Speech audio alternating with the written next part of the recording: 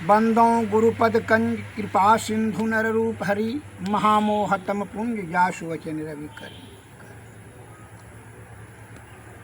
दर्शक गणों को मेरा हार्दिक अभिनंदन। आयुर्वेदिक ज्ञान अर्थात आयुर्वेदिक चिकित्सा के बारे में मैं कुछ मार्गदर्शन करना चाहता हूँ।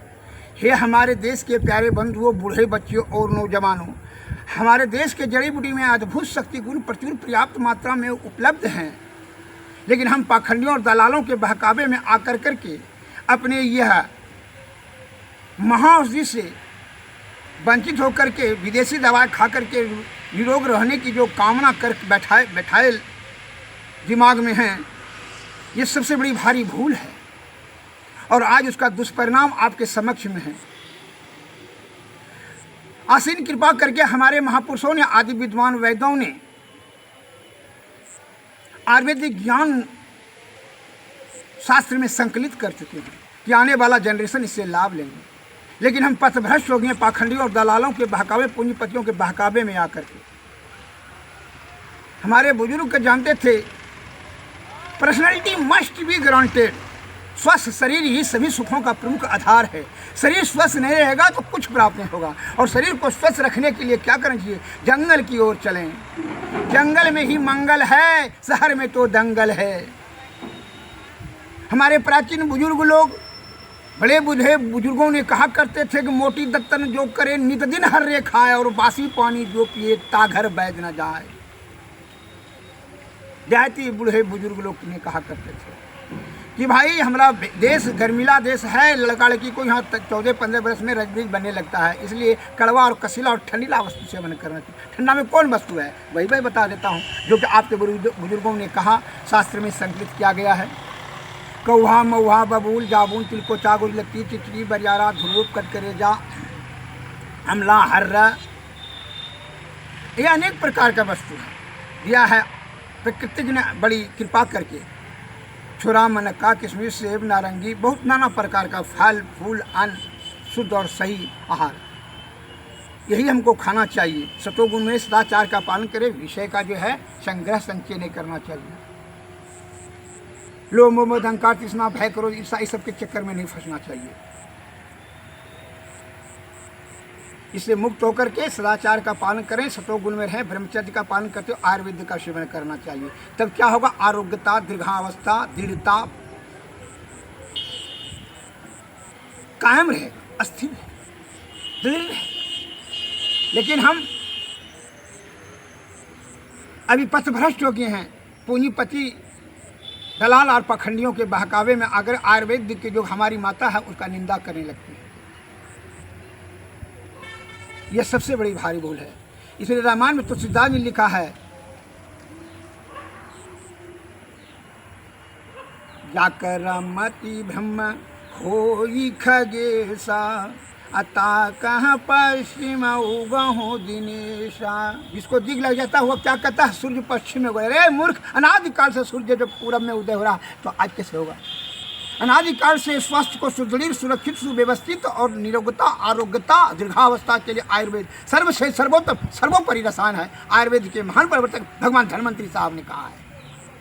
आज तुम कौन कितना बड़ा विद्वान हो गया जो कि आयुर्वेद की आलोचना और निंदा करते हो, तिरस्कार करते हो, जो कि प्रकृति द्वारा बनाई गई यह महाऔषध है, असीम कृपा कर करके हमारे सुख शांति और समृद्धि के लिए दिया है।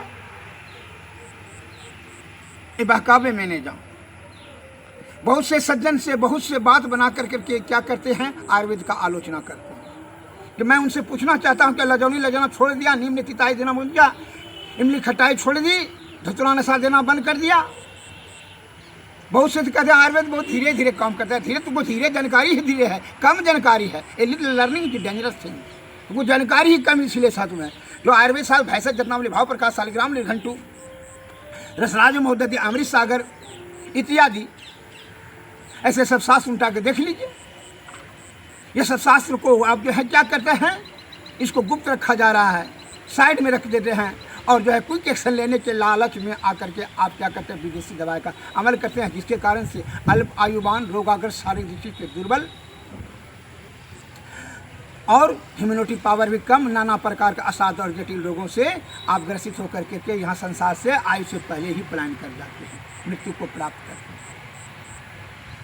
यह आयुर्वेद का तिरस्कार का ही सबसे बड़ा दुर्गति है। अतः मैं नम्र निवेदन करता हूँ देशवासियों से कि आयुर्वेद की श्रेष्ठता को समझें, इसकी गुणवत्ता को जानें। सकल पदार्थ यही जग माही और कर्म ही न नर पावत नहीं। सभी आपके पैरों के निकट में प्रचुर मात्रा में प्रकृति ने असीम कृपा करके दे चुकी है। आपको कहीं जाने की जरूरत नहीं है, केवल ज्ञान के अभाव में भटक जाते हैं। इसलिए संत वाणी में शब्द आया है, दुखों का प्रमुखतः 3 कारण, आसक्ति, अज्ञानता और अभाव। लेकिन विद्वान ने विचार करके बताया, हमारे बुजुर्गों ने, कि अज्ञानता सभी दुखों का महाकारण है। अज्ञानता का नाश कैसे होगा? गुरु का मार्गदर्शन, आत्मचिंतन से अज्ञानता का नाश होगा, तब ज्ञान मिलेगा। और ज्ञान से ही आपकी जो है आप दीर्घ आयुवान, आरोग्यवान, बलवान, बहुभोजी तथा दीर्घ जीवन व्यतीत कर पाने में सक्षम रहेंगे। अतः देशवासियों से मेरा निवेदन है, हमारे कथनानुसार नहीं। आप सोचेंगे कि यार ज्ञानी वैद्य क्या बोलेंगे, मैं नहीं कह रहा हूँ। आपके महापुरुषों ने जो शास्त्र में ज्ञान को संकलित किया, उन्हीं को जो है पढ़ कर करके अध्ययन करें और उनका अनुसरण करें और अमल कर करके आरोग्यवान बने। यही हमारी हार्दिक इच्छा है। मैं इशारा देना चाहता हूँ, मैं बताना नहीं चाहता हूँ। आप जितना होशियार होते जा रहे हैं, ठग ठगी करने में एक्सपर्ट होते चले जा रहा है। आपके पहले जो प्राचीन लोग क्या करते थे भाई, खून का कमी तो भमरैया पीस करके गौ दूध में मिला करके पीजिए, कैसी जिंदगी अभी बढ़ता है कि नहीं, बुखार नहीं छूटता है। चिरोता फुला मुझे कट कर जा है, इंदर जो सोरहा कुछ जोरांको सरस है, महामृत्युंजय रस से बहुत सारे औषधि जो है आयुर्वेद में मार्गदर्शन किया गया है। आप अमल करके देखिए तो होता है कि नहीं। आप मति भ्रम हो क्या है, आपका सोचने का जो प्रक्रिया है पाखंडियों के बहकावे में आकर उल्टा गति से सोच रहे हैं। कुछ से लेने का लालच हो गया आपको, जिसके कारण से आपको नाना प्रकार का साइड इफेक्ट का दुष्प्रभाव और उसी का दुष्प्रभाव को सहन करना पड़ता है। आपकी पाठ पूर्जा भीतर से रद्दबद्ध कर देता है और थासिस पढ़ाने लगता है आपको नाना प्रकार का। मूल ज्ञान की तरफ बढ़िए। हमारे बुजुर्ग लोग कहते थे कौवा, महुआ, बबूल, जामुन, तिलकोता, गुलती, चिचरी, बरियारा, धुरू, ये सब अमृत के समान है। अमृत अर्थात डायरेक्ट अमृत है, अमला। और इसका परित्याग करके के मांस, मछली, अंडा, गंडा, मुंडा, शराब, सिगरेट, गुटखा, गुटखा, मुटका, ये सबको खाने की वस्तु है। सब खाद्य पदार्थ को आप जो है एक कब्रस्थान बना लिया पेट को, ये सब धकेल रहे हैं। जबकि अग्नाशय में आपको अग्नि उतना प्रकृति ने नहीं दी है। एक आदमी ने कहा खाने वाला बात कितना बनाता है, कि क्या एक सज्जन ने कहा बदकट्टर आदमी ने,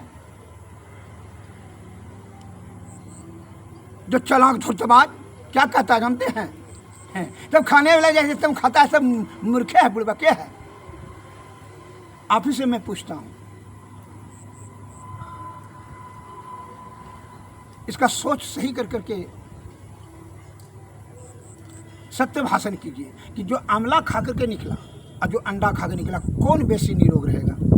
जो शहद खा के निकला, जो शराब पी करके निकला, कौन बेसी आयुवान रहेगा, कौन निरोगवान रहेगा? जो घी खा करके निकला, जो मछली खा के निकला, कौन बेसी आयुमान रहेगा? आप बोलिए। आप बाजार में देखिए 5 कुंटल मछली बिक गया है, आंवला 5 किलो नहीं बिकता है। आप निरोग रहने की क्या कामना कर रखते हैं? आपके पैरों के निकट में सभी औषधि है। जैसे ईश्वर सभी आत्मा में बैठा हुआ है, सबके हृदय में है। वो हमारे महान संत विद्वान लोग, संत महात्मा लोग बताते हैं कि वह भक्ति और ध्यान योग, सूरज शब्द योग, मानस जप, मानस ध्यान, दृष्टि साधन, सूरज शब्द योग, ये 4 मार्ग से आप ईश्वर तक पहुंच सकते हैं। हमारे आयुर्वेदज्ञगण बताते हैं निरोग रहने के लिए आयुर्वेद सर्व से सर्वोत्तम सर्वोपरि रसायन है। और पाखंडी के बहकावे में आपको जो है विदेशी दवाएं खा कर करके आप निरोग रहने की कुचेष्टा करते हैं। आज उसका दुष्परिणाम यह है कि मानव जाति को सबसे बड़ी भारी क्षति हो रही है। आयु भी कम होते चले जा रहा है, इम्यूनिटी पावर भी कम हो जाएगा, नेत्र का पावर भी कम हो जाएगा। और the less you try the better, leave the matter, come to the point. कहने का तो बहुत कुछ है, मैं विशेष क्या कहूँ। एवरीथिंग से melts before that internal radiance. जो प्रबल जिज्ञासु उनकी सभी समस्याओं की समाधान अंतःकरण इंद्रिया में है। शुद्ध चित्त आत्मा से आप चिंतन करें, सोचें समझें कि आयुर्वेद श्रेष्ठ है कि नहीं है, कि वैद्य जी गलत बोल रहे हैं। आपके मन में यह बात बैठा हो कि बड़े बड़े डॉक्टरों से जो काम हमारा धात रोग है, हमको बात रोग है, तो उसमें जड़ी बूटी खाएंगे, रक्त शुद्ध होगा, मांस में अस्थि मज्जा सुख ये सब धातु पर शुद्ध होगा, निरोग हो जाएंगे। फिर सर्जन के पास जाने की क्या जरूरत है? धतबेकारी वाला पेशेंट, परमे वाला पेशेंट अगर सर्जन के पास जाएगा तो क्या करेगा? घी खरीदना हो जिसको, जो मच्छर हटा चला जाएगा तो क्या बोलेगा मछली बेचने वाला कि तू घी खा। उसको अगर पूछिएगा कि घी कहाँ पर है, मछली बेचने वाला बोल दिया तो घी में तो डलडा में लगता है, मछली खाना, उसको यही मार्गदर्शन करेगा। शहद खरीदना हो तो शराबी पसीखाना में जाकर के शराब के दुकान में पूछेगा कि शहद है, क्या बोलेगा? अरे जो शहद कुछ और ओरिजिनल मिलता है, तो ये बकवास न करेगा। शराब पिए नहीं तो ताकत हो जाएगा। क्या ऐसा हो सकता है? कदापि नहीं हो सकता है। इसलिए हे हमारे देश के प्यारे बंधुओं, सत्य की बात पर चलिए, सदाचार का पालन करें, सतोगुण में रहें। एक सज्जन ने प्रश्न कर दिया क्या कि जब मछली खरीदने वाला, मांस खरीदने वाला सब क्या के सब मूर्खे है, बुढ़बा क्या है? ना, वो कौमी है। उसको बुढ़बा किसने कहा? वो कौमी है। अगर जिनको निरोग रहने की चेष्टा होती तो वह उस जगह आंवला बिक रहा था 50 का किलो, वो नहीं खरीदा। वो 200 रुपये किलो मछली और मांस खरीदा 600 रुपये किलो, इसलिए खरीदा वो उसका काम की प्रवृत्ति है, वो आसक्त हो गया है। काम की प्रवृत्ति में सुख प्राप्त करने की इच्छा रखता है। रामायण स्वामी विवेकानंद जी महाराज ने कहा है, काम है समुद्र माँ विवेश, काम सागर की भांति अतिरिक्त है। इसका जो जो कोलाहल करते, इसमें पूर्ति करें, इसमें तो कोलाहल होते चला जाएगा। अनादिकाल से करोड़ों अरबों खरबों नदियों से समुद्र में पानी जारी, क्या उसका घर हो गया? तृप्ति हो गया। आपका आयु छिन्न अवस्था में चला गया, क्या काम से तृप्ति हो गई? कदापि नहीं।